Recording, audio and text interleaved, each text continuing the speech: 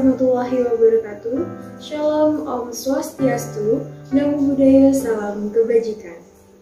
Tepuk tangannya mana nih teman-teman semuanya yang ada di sini? Oke, terima kasih. Halo kawan-kawan semua yang beriman, yang sekarang berada di sini, yang mau mendengarkan celotehan saya selama 15 menit ke depan. Tema kita kali ini yang akan saya sampaikan kepada teman-teman semuanya yaitu mengenai self-awareness. Nah, bicara mengenai self-awareness, pastinya teman-teman sudah tahu dan sudah banyak mendengar mengenai self-awareness itu ya.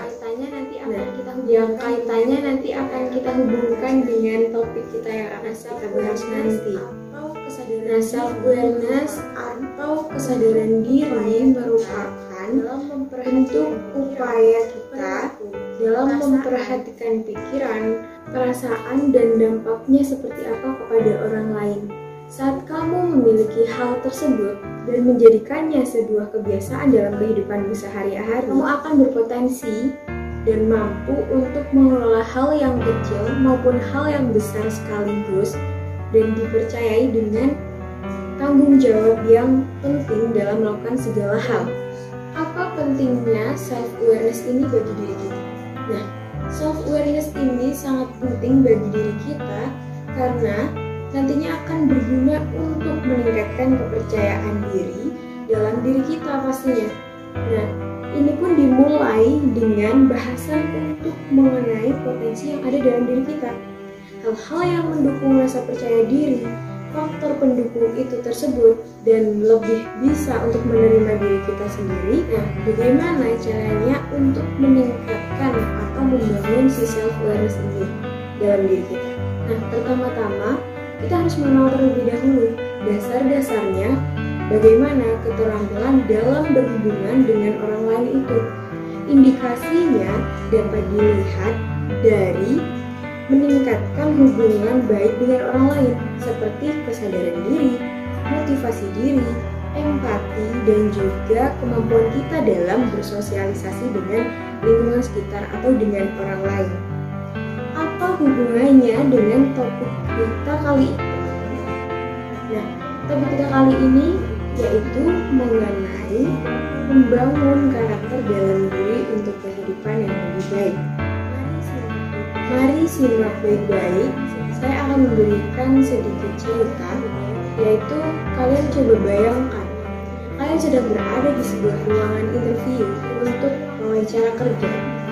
Dan di sebuah ruangan tersebut, kalian ditanyai oleh si interviewer mengenai kekurangan dan kelebihan kalian.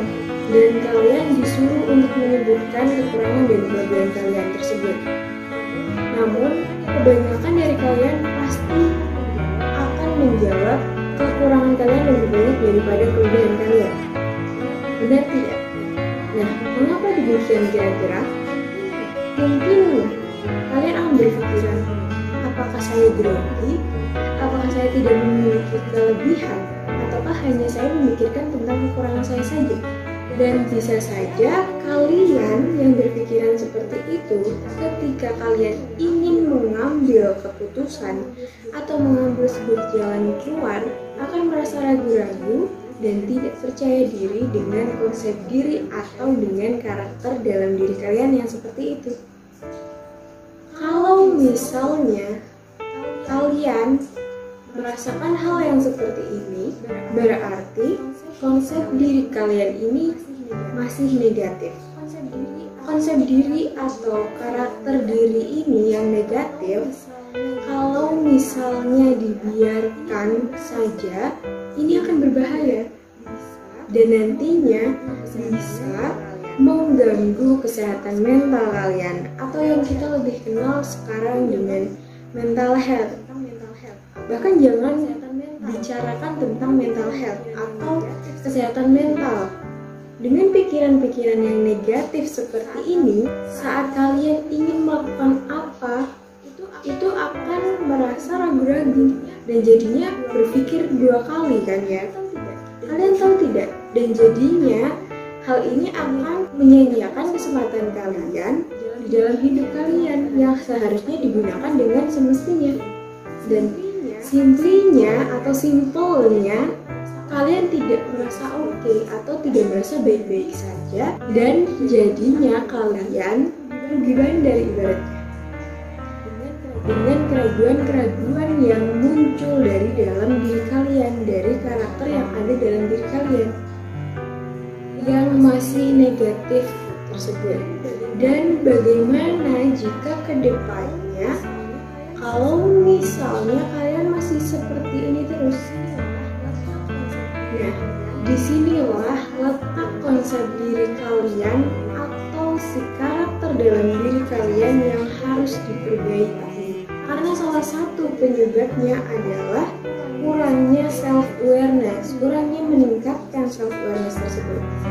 Sebuah kesadaran dalam diri manusia yang harusnya dikendalikan atau dikontrol oleh dirinya sendiri, baik itu hal yang positif maupun hal yang negatif sekalipun, mengenai potensi dalam dirinya yang harus digali dan dikembangkan lebih jauh lagi untuk mengarah ke perubahan yang lebih besar.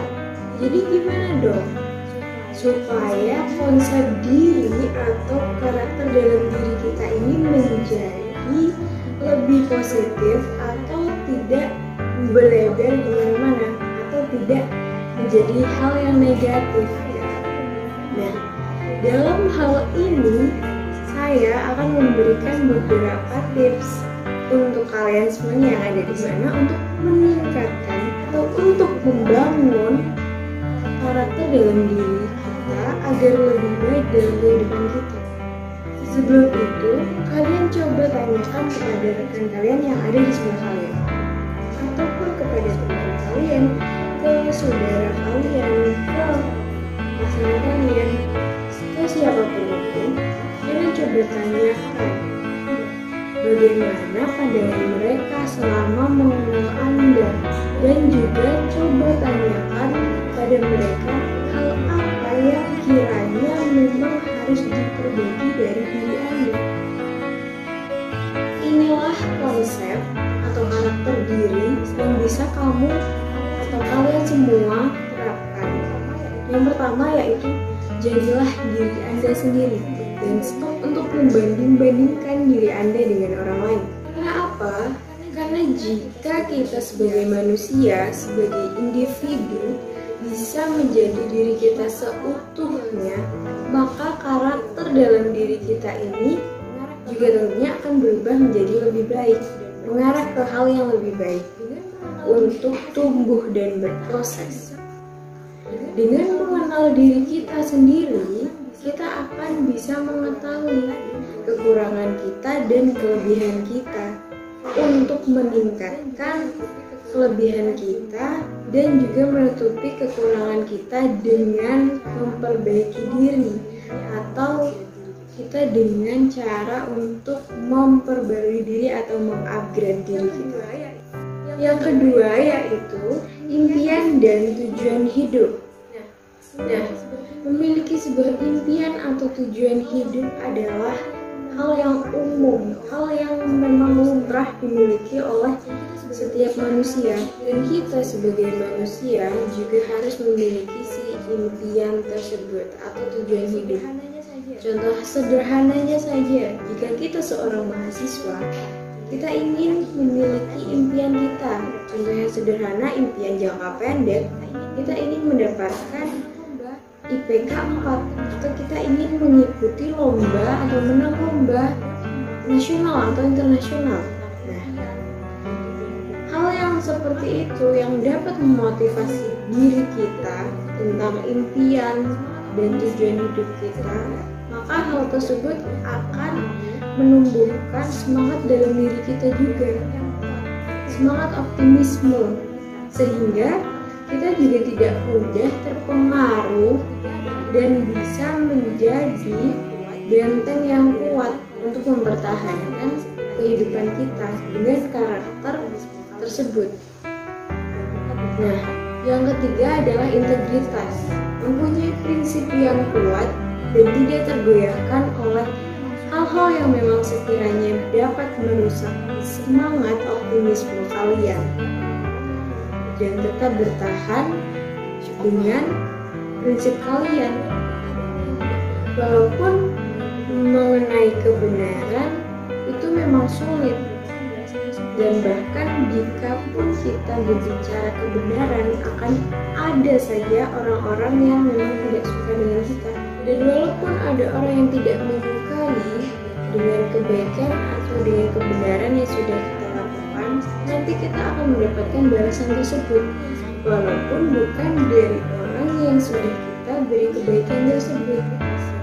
Dan dengan adanya integritas yang kita miliki, kita akan dipercaya dalam melakukan suatu hal dan akan dianggap kompeten dan bertanggung jawab. Yang keempat, yang terakhir ini adalah mengenai prinsip hidup. Dalam menjalani hidup, manusia harus memiliki prinsip hidupnya. Agar apa? Agar mereka memiliki keputusan atas hidup mereka dan tidak dipengaruhi oleh orang lain. Prinsip hidup ini akan membuat karakter dalam diri kita semakin kuat. Oleh karena itu, peganglah prinsip hidupmu jika memang itu adalah hal yang menuju kebaikan, sehingga tidak mudah terjerumus kepada hal yang buruk atau dengan rayuan-rayuan yang memberikan kenikmatan sesaat dan menjerumuskan ke dalam hal yang nantinya akan berkepanjangan. Selanjutnya merupakan beberapa hal yang dapat kalian terapkan juga untuk mengembangkan karakter dalam diri kalian, semisal di tempat kerja, di kampus, di sebuah organisasi, atau dimanapun itu. Yang pertama yaitu memberanikan diri untuk keluar dari zona nyaman kalian. Jika kalian misalnya sebagai seorang mahasiswa, jangan hanya menjadi seorang mahasiswa yang kupu-kupu atau kuliah pulang, jangan. Tapi kalian harus memiliki planning, kalian harus memiliki tujuan yang jelas gitu. Kalian bisa mengikuti organisasi, kalian bisa mengikuti lomba-lomba, jadi sehingga kuliah kalian sebagai mahasiswa tidak sia-sia.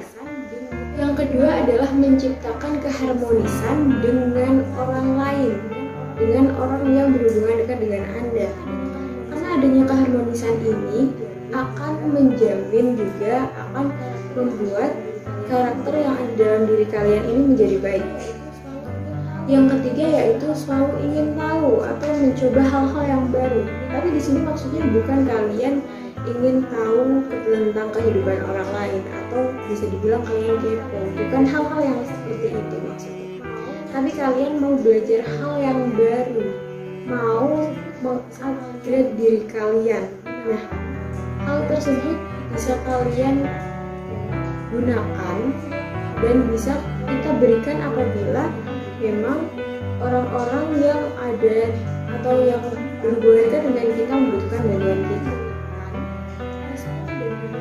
Yang keempat atau yang terakhir ini adalah selalu memberikan respon dan dukungan positif kepada orang-orang terdekat kita, kepada orang yang berhubungan baik dengan kita.